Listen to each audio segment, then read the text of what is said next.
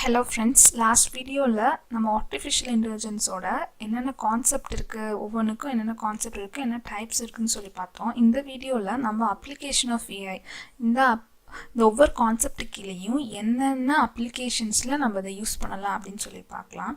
இதில் supervised learning பார்த்தீங்கன்னா first type வந்து ரெக்ரெஷன்னு சொல்லியிருக்கோம். ஸோ அப்போ அந்த ரெக்ரெஷனை வந்து நீங்கள் எப்போ யூஸ் பண்ணுவீங்க? ஃபஸ்ட்டு ரெக்ரெஷன்னா என்ன அப்படின்னா, ஒரு ஃப்யூச்சர் ப்ரிடிக்ஷன் வந்து நம்ம பண்ணலாம். ஒரு ஃபார் எக்ஸாம்பிள் எடுத்துக்கோங்க, இவ்வளோ நாள் நம்மளோட வேர்ல்டு பாப்புலேஷனுக்கு ஒரு டேட்டா செட் இருக்கும். இந்தியாவில் இவ்வளோ பேர் இருந்தாங்க, சைனாவில் இவ்வளோ பேர் இருக்காங்க அப்படின்னு சொல்லிட்டு நிறைய சென்சஸ் எடுத்து வச்சுருப்பாங்க, கணக்கு எடுத்து வச்சுருப்பாங்க இல்லையா? அந்த டேட்டாவை கலெக்ட் பண்ணி நம்ம ஒரு ஸ்டடி பண்ணுறோம். நான் லாஸ்ட் கிளாஸில் காமிச்சேன், நிறைய அல்காரிதம் இருக்குல்ல, அது ஒரு அல்காரிதமை நம்ம சூஸ் பண்ணி எந்த மாதிரி டேட்டா செட்டுக்கு எந்த மாதிரி அல்காரிதம் எடுக்கணும் அப்படின்றதையும் நம்ம பார்க்கலாம். ஸோ ஃபார் எக்ஸாம்பிள் இப்போ ரெக்ரெஷன் ப்ராப்ளம் என்ன பண்ண போகிறோம்னா, அந்த வேர்ல்டு பாப்புலேஷன் பாஸ்ட் டேட்டாவை எடுத்து அதை நம்ம ப்ராசஸ் பண்ணி என்ன கண்டுபிடிக்க போகிறோம்னா, இப்போ நம்ம 2019 இருக்கோம் அப்படின்னா அப்போ 2030 வேர்ல்டு பாப்புலேஷன் எவ்வளோ இருக்கும்? நீங்கள் நிறைய இடத்துல வந்து நீங்கள் கேள்விப்பட்டிருக்கலாம், வேர்ல்டு பாப்புலேஷன் இந்த 2030 2020 இவ்வளோ தூரம் இன்க்ரீஸ் ஆகிருக்கும் அப்படின்னு சொல்லி அவங்க வெப்சைட்லேயும் நியூஸ் பேப்பர்லேயும் நீங்கள் படிச்சிருக்கலாம். அவங்க அதை எப்படி பண்ணுறாங்க அப்படின்னா, இந்த மாதிரி அவங்களோட பாஸ்ட் டேட்டாவை எடுத்து அதை அனலைஸ் பண்ணி இந்த ரெக்ரெஷன் மூலிமா, அது வந்து ரெக்ரெஷன் கான்செப்டுக்கு கீழே வந்து வரும். அப்போ 2030 பாப்புலேஷன் எவ்வளோ இருக்கும்? இது one kind of problem statement. நான் ஜஸ்ட் ஃபார் எக்ஸாம்பிளுக்கு நான் சொல்கிறேன், நீங்கள் எந்தெந்த ஃபீல்டில் இருக்கீங்களோ அந்தந்த ஃபீல்டு உங்களோட ப்ராப்ளம் ஸ்டேட்மெண்ட்டுக்கு நீங்கள் மேட்ச் பண்ணி ஒவ்வொரு கான்செப்டையுமே படிச்சுக்கணும். நம்ம இந்த கிளாஸில் யூஸ் பண்ண போகக்கூடிய எல்லா எக்ஸாம்பிளும் கான்செப்டுமே ஒரு ரொம்ப ரொம்ப பேசிக்கான கான்செப்டில் தான் நான் வந்து சொல்லிக் கொடுக்க போகிறேன். ஏன் அப்படின்னா அப்போ தான் அவங்களோட டொமைனுக்கு யூஸ் பண்ண முடியும். நீங்கள் ஃபார் எக்ஸாம்பிள் கம்ப்யூட்டர் ஒரு ஈஸி ஸ்டூடெண்ட்ஸ் எடுத்தாலோ சிவில் ஸ்டூடெண்ட் எடுத்தாலோ ஃபுல் அண்ட் ஃபுல் அவங்களோட கோருக்கு மட்டும்தான் அதை யூஸ் பண்ண முடியும். ஆனால் இந்த ஆர்டிஃபிஷியல் இன்டெலிஜென்ஸ் டாபிக் மட்டும் கம்ப்யூட்டர் சயின்ஸ்க்கு மட்டுமே கிடையாது, இது எல்லா ஃபீல்டுக்குமே, மேக்ஸ், ஃபிசிக்ஸ், கெமிஸ்ட்ரி, எந்தெந்த ஃபீல்டில் டேட்டா ஜென்ரேட் பண்ணுதோ அது எல்லாத்துக்குமே இந்த ஆர்டிஃபிஷியல் இன்டெலிஜென்ஸுன்றது வந்து ஹெல்ப்ஃபுல்லாக இருக்கும். அதனால தான் நான் ரொம்ப ரொம்ப பேசிக் கான்செப்ட் எடுத்து அதோட ஃபுல் எசன்ஸையும் சொல்லிவிட்டு நீங்கள் உங்களோட கான்செப்டுக்கு அதை நீங்கள் மாற்றுற மாதிரி நீங்கள் வச்சுக்கணும், சரிங்களா? ஸோ அதனால தான் நான் வந்து ரொம்ப பேசிக்கான எக்ஸாம்பிள் எடுத்திருக்கேன், ஒரு வேர்ல்டு பாப்புலேஷன். ஏன்னா நிறைய பேர் நம்ம நியூஸ் பேப்பர்லேயோ நிறைய டைம் வந்து கேட்டிருப்போம், அதனால நான் சொல்கிறேன். இன்னொரு எக்ஸாம்பிள் எடுத்துக்கிட்டிங்கன்னா, ஒரு ஆஃபீஸ்க்கு போகிறீங்க, இல்லாட்டினா இந்தியாவில் இருக்கக்கூடிய எம்ப்ளாய்மெண்ட் சேலரி ஸ்டேட்மெண்ட் டேட்டாவை வாங்குறீங்க. ஸோ எப்போ இருந்து டேட்டாவை ஸ்டோர் பண்ணி வச்சுருக்காங்களோ, டேட்டா எடுக்க ஆரம்பித்தாங்களோ அப்போ இருந்து இப்போ வரைக்கும் 2019 வரைக்கும் நிறையா செக்ஷன் இருக்கும் இல்லையா, சேலரி கொடுக்கறதுக்கு ஏ செக்ஷன், பி செக்ஷன் நிறையாது சொல்லுவாங்க. ஸோ அந்த ஸ்டேட்மெண்ட்லாம் எடுத்து நம்ம ஒரு அனலைஸ் பண்ணி, இப்போ 2019 நான் இவ்வளோ சேலரி வாங்குறேன் அப்படின்னா இந்த கேடருக்கு இவ்வளோ அப்படின்னா அப்போ 2030 நான் எவ்வளோ எந்த கேடரில் வருவேன், எவ்வளோ சம்பளம் வாங்குவேன் அப்படின்றதையும் கூட நம்ம போட்டுக்கலாம். அது எல்லாமே நம்மளுக்கு ரெக்ரெஷனில் வந்து வந்துடும், சரிங்களா? அப்போ கடைசி அது என்ன கைண்ட் ஆஃப் ஒர்க், எதோட நம்ம வந்து ஒப்பிட்டு பார்க்கலாம் அப்படின்னு சொன்னால், ஒரு அஸ்ட்ராலஜருக்கு ஈக்குவலாக வந்து இந்த ரெக்ரெஷனை வந்து நம்ம ஒப்பிட்டு பார்க்கலாம். இன்னொரு முக்கியமான விஷயம் என்னன்னா, நீங்கள் நான் இவ்வளோ தூரம் நான் செப்பரேட் பண்ணி சொல்கிறதுனால இப்படி இருக்குது. ஒரு ப்ராப்ளம் ஸ்டேட்மெண்ட் நீங்கள் எடுக்கும்போது உங்களுக்கு சத்தியமாக சொல்கிறேன், இது மூணுமே ஒன்றா இருக்கும். எந்த அல்காரிதமுக்கு எதை யூஸ் பண்ணணும்னு கூட உங்களுக்கு ஸ்டார்டிங்கில் வந்து கன்ஃபியூஸ் ஆகலாம். நான் ஃபஸ்ட்டு இதை கற்றுக்க போகும்போது எனக்கு அந்த மாதிரி கன்ஃபியூஷன்ஸ் வந்து இருந்துச்சு. ஸோ அதனால தான் உங்களுக்கு நான் எதுங்க எங்கே மிஸ் பண்ணி கண்டுபிடிச்சேனோ அதெல்லாம் உங்களுக்கு நான் இங்கே டீட்டெயில்டாக சொல்லிட்டு இருக்கேன், சரிங்களா? ஸோ இந்த ரெக்ரெஷன் ப்ராப்ளமை பொறுத்த வரைக்கும் நல்லா தெரிஞ்சுக்கோங்க. உங்களுக்கு ப்ராப்ளம் ஸ்டேட்மெண்ட் தெரியும், என்னென்ன அந்த டேட்டாக்குள்ளே இருக்குது, எந்த நாடு. நான் அந்த டேட்டான்னு சொல்கிறது நம்மளோட இன்ஃபர்மேஷனை தான் நான் டேட்டா அப்படின்னு சொல்லி மீன் பண்ணுறேங்க. ஸோ அது தெரியும், அந்த டேட்டாக்குள்ளே எத்தனை காலம் இருக்குன்னு தெரியும், எத்தனை ரோ இருக்குன்னு தெரியும். அதெல்லாமே நம்மளுக்கு இந்த ப்ராப்ளமில் தெரியும், சூப்பர்வைஸ் பண்ணி வச்சுருப்பாங்க. அதனால தான் இதுக்கு பேர் சூப்பர்வைஸ்டு லேர்னிங். உங்கள் டேட்டா செட்டை பற்றி ஓவராலாகவும் தெரியும், உங்களுக்கு ப்ராப்ளம் ஸ்டேட்மெண்ட்டுமே நல்லாவே தெரியும். எனக்கு இதுதான் வேணும் அப்படின்னு சொல்லியே நீங்கள் வாண்டடாக நீங்கள் இந்த ரெக்ரெஷனுக்குள்ளே போவீங்க. அதை நீங்கள் நல்லா ஞாபகம் வச்சுக்கணும்.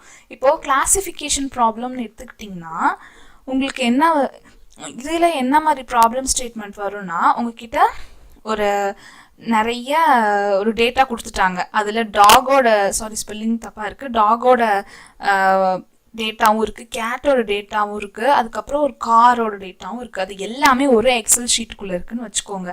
அதை நம்ம கிளாஸிஃபை பண்ணி எந்தெந்த ரோ எது எதுக்கு கீழே வருது, இந்த மாதிரி டேட்டா இருந்துச்சுனாலே வந்து அது கேட்டாக தான் இருக்கும், இந்த மாதிரி டேட்டா வந்தாலே இது டாகாக தான் இருக்கும் அப்படின்னு சொல்லி பாஸ்ட் டேட்டாவை வச்சு நம்ம வந்து கிளாஸிஃபை பண்ணுறோம். அது மட்டும்தான் இங்கே நடக்கும். இதுலேயும் நான் சொல்கிறேன், ப்ராப்ளம் ஸ்டேட்மெண்ட் வந்து நம்மளுக்கு தெரிஞ்சிடும், அந்த டேட்டாவை பற்றின நாலேஜும் நம்மளுக்கு நல்லாவே இருக்கும். இந்த கிளாஸிஃபிகேஷனில் டேட்டா ப்ராப்ளம் ஸ்டேட்மெண்ட்டும் டேட்டாவோட நாலேஜும் இருந்துச்சுன்னா அது சூப்பர்வைஸ்டு லேர்னிங்க்கு கீழே வரும். அது ரெண்டுலேயுமே ரெக்ரெஷனும் கிளாஸிஃபிகேஷன் நம்மளுக்கு பண்ணுவோம். இப்போது இன்னொரு கேஸ் பார்த்தீங்கன்னா அன்சூப்பர்வைஸ்டு லேர்னிங் என்ன ப்ராப்ளம்னா நம்மளுக்கு ப்ராப்ளம் ஸ்டேட்மெண்ட்டே தெரியாது, ஆனால் டேட்டா மட்டும் இருக்கும். ஓகேங்களா? அந்த டேட்டாவை வச்சு என்ன பண்ணணும் நம்மளுக்கு தெரியாது, அதில் ரெக்ரெஷனுக்கு செட் ஆகுமா கிளாஸிஃபிகேஷனுக்கு செட் ஆகுமானே தெரியாது. ஸோ அதை ஃபஸ்ட்டு நம்ம கிளஸ்டர் பண்ணி பார்க்க போகிறோம். அதுக்குள்ளே என்ன தான் இருக்குன்னு சொல்லி இந்த ரெண்டு ரெக்ரெஷன் ஸ்டேட்மெண்ட்டுக்கும் கிளாஸிஃபிகேஷனுக்கும் பார்த்தீங்கன்னா உங்களுக்கு ப்ராப்ளம் ஸ்டேட்மெண்ட் தெரியும், உங்களுக்கு இதுதான் வேணும்னு சொல்லி பர்பஸ்ஃபுல்லாக பண்ணுவீங்க, டேட்டா பற்றின நாலேஜ் இருக்கும். ஆனால் இந்த அன்சூப்பர்வைஸ்டு லேர்னிங்க்கு டேட்டா மட்டும்தான் இருக்கும், உங்களுக்கு ப்ராப்ளம் ஸ்டேட்மெண்ட் தெரியாது, அந்த டேட்டாவை வச்சு என்ன பண்ணணும்னு தெரியாது.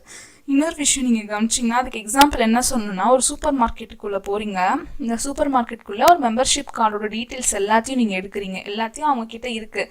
ஆனால் அதில் பற்றின ஒரு எப்படி சொல்கிறது, எவ்வளோ யார் என்ன பண்ணுறாங்க என்ன வாங்குறாங்க எல்லாமே ரேண்டமாக இருக்குது, பட் டேட்டா இருக்குது, ஒவ்வொருத்தரோட டீட்டெயில்ஸும் இருக்குது. ஆனால் அவங்க எதுக்கு கீழே வருவாங்க, இதை வச்சு என்ன பண்ணலாம் ஏது பண்ணலாம் எதுவுமே தெரியாது. ஸோ அந்த மாதிரி கான்செப்டுக்கு அப்போ தான் நம்ம வந்து அன்சூப்பர்வைஸ்டு லேர்னிங் கிளஸ்டர் பண்ணுவோம். அந்த ஃபார் எக்ஸாம்பிள் நான் சொன்னேன் இல்லையா, அந்த மாலோட டேட்டா செட்னு, அந்த மாலோட டேட்டா செட்டை எடுத்து என்ன பண்ணலாம் அப்படி கிளஸ்டர் பண்ணோன்னா எப்படி காட்டுனா, அந்த உள்ளுக்குள்ளே இருக்கிற டேட்டாவை பொறுத்து ஃபார் எக்ஸாம்பிள் வந்து இந்த குரூப் ஆஃப் பீப்புள் வந்து இவ்வளோ பொருள் வாங்குறாங்க, இந்த மாதிரி சேலரி வாங்குறவங்க இவ்வளோ பொருள் வாங்குறாங்க அப்படின்னு சொல்லி நம்மளா ஒரு புது ப்ராப்ளம் ஸ்டேட்மெண்ட்டை வந்து நம்ம இந்த கிளஸ்டரிங் மூலமா கிரியேட் பண்ணி நம்ம ஒரு அனலைஸ் பண்ணலாம் இந்த அன்சூப்பர்வைஸ்டு லேர்னிங்கில். இந்த ரெயின்ஃபோர்ஸ்மெண்ட் லேர்னிங்கில் பார்த்தீங்கன்னா ஆட்டோமேட்டிக் லேர்னிங், இதில் வந்து ரிவார்ட்ஸும் பெனாலிட்டி கொடுத்து மட்டுமே அதை வந்து இது பண்ணுவாங்க. ஃபார் எக்ஸாம்பிள் இப்போ நிறைய நீங்கள் கேம் விளாட்றவங்களா இருந்தால் தெரியும், இப்போ ஆர்டிஃபிஷியல் இன்டெலிஜென்ஸில் வந்து போட் வந்து நிறைய இது இம்ப்ளிமெண்ட் பண்ணுறாங்க. அந்த பென்ட்ரைவ் மாதிரி இருக்கும், அதை கனெக்ட் பண்ணால் போதும், அதுவே அழகாக போய் படிச்சுட்டு விளையாண்டுட்டு அடுத்தவங்க எப்படி பண்ணுறாங்கன்றதை கற்றுட்டு இது பண்ணிட்டு நம்ம அதுவே படிச்சுக்கோம். அதே மாதிரி தான் ரீஎன்ஃபோர்ஸ்மெண்ட் லேர்னிங்கும். ஃபார் எக்ஸாம்பிள் வந்து ஒரு ரோபோவுக்கு நீங்கள் நடக்க சொல்லி கொடுக்குறீங்க அப்படின்னா, நீ கீழே விழுந்தா உனக்கு மைனஸ் பெனால்ட்டி கிடைக்கும், நீ கரெக்டாக கீழே விழுகாமல் நடந்து போனேன்னா உனக்கு ரிவார்ட் கிடைக்கும் அப்படின்னு சொல்லி நம்ம கோடிங் பண்ணி அதுக்கு சில ப்ரொசீஜர் இருக்கு. நீ உங்களுக்கு ஓவராலாக நான் அப்ஸ்ட்ராக்டாக எல்லாத்தையுமே நான் சொல்லிட்டு இருக்கேன். அந்த மாதிரி வச்சு நம்ம படிக்க வைப்போம். மேக்ஸிமம் இந்த ரெக்ரெஷன் கிளாஸிஃபிகேஷன் இது எல்லாமே பிஸ்னஸ் ஃபீல்டுக்கு எதுக்காக இருந்தாலுமே உங்களுக்கு இது பண்ணும். ஸோஃபா நான் பிஸ்னஸ் ஃபீல்டுக்கு வச்சு சொன்னேன் இல்லையா, இப்போ ரெக்ரெஷனை வந்து இப்போ ஃபிசிக்ஸ் ஸ்டூடெண்ட்டோ கெமிஸ்ட்ரி ஸ்டூடெண்ட்ஸோ யாருனாலுக்கும் அவங்களுக்கு டேட்டா கிடைச்சி அவங்க ஒரு எக்ஸ்பெரிமெண்ட் பண்ணிட்டு இருக்காங்க, சோஃபா ரிசல்ட் இப்படி கிடைச்சிருக்கு, நீ நெக்ஸ்ட் இந்த பேராமீட்டரை சேஞ்ச் பண்ணால் எனக்கு என்ன ரிசல்ட் கிடைக்கும் அப்படின்றது நீங்கள் ரெக்ரெஷனில் வைக்கலாம்.